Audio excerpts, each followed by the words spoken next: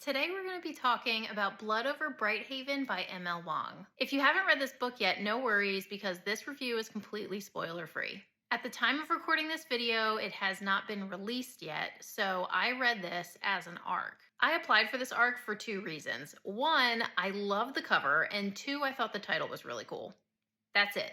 All I knew was that this book was fantasy. I went in completely blind. I'm so glad because my experience was mind-blowing, and I highly recommend that you do the same. So, if you would like to do so, the first part of this review is going to be really quick, really short, and it's not really going to give you much, but here we go. First, I'm going to say that I couldn't put this book down. It kept my attention. I couldn't wait to find out what happened next. I absolutely devoured it.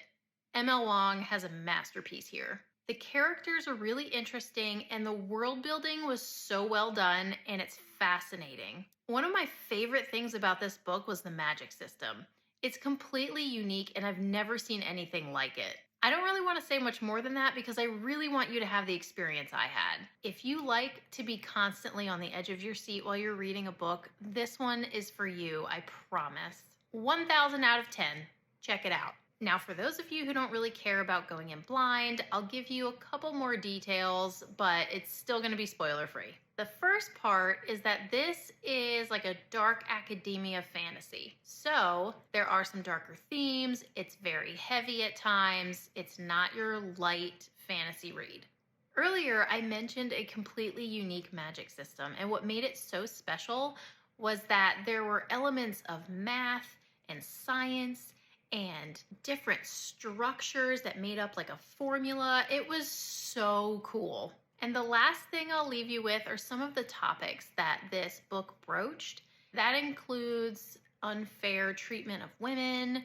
There was some racism and exploitation involved. It's more of like a class system, like the immigrants are all the way at the bottom and basically treated like garbage. So there are some heavier topics, but this just added to the amazing world building that Wong did with this book.